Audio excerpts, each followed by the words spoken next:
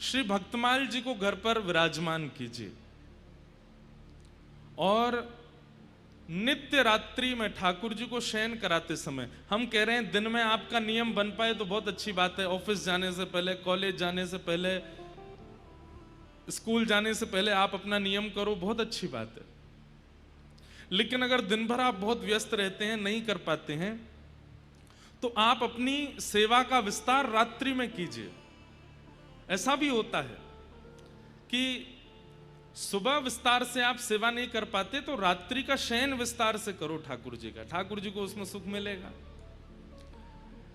कोई दिन की सेवा नहीं कर पाता तो भोग की सेवा करे, भोग की सेवा नहीं कर पाता तो शयन की सेवा करे, शयन की सेवा नहीं कर पाता तो श्रृंगार की सेवा करे, श्रृंगार भोग शयन कुछ भी नहीं कर पाता तो राग की सेवा करे, कुछ गा करके ही चला जाए, कुछ अच्छा सुना दे।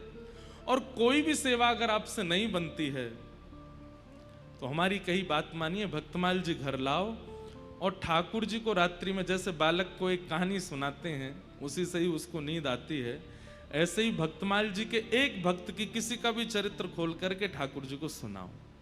दो काम होंगे, आपको भी नया चरित्र समझ में आएगा और ठाकुर जी को तो भक्तमाल अति प्रिय है ही नहीं। ठाकुर जी की लोरी भक्तमाल ही है, भक्तों का चरित्र ही ठाकुर जी सुन के सोते हैं, ठाकुर जी को सुख मिलता है। भक्तमाल जी का चरित्र सुनाओ और अधूरा नहीं सुनाना। और एक बात और बताएं, आप केवल शब्द मान करके, किताब मान करके पढ़ेंगे तो नींद आ जाएगी आपको भी।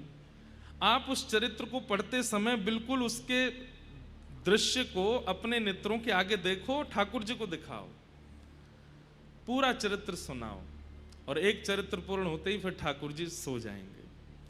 इतनी बड़ी सेवा है। ठाकुर जी आपके दिन भर के जितने सेवा अपराध होते हैं और साल भर के जितने सेवा अपराध होते हैं सबसे आपको क्षमा कर देंगे। क्यों? रात्रि में शयन में आप किसी भक्त का चरित्र उनको सुनाते हैं।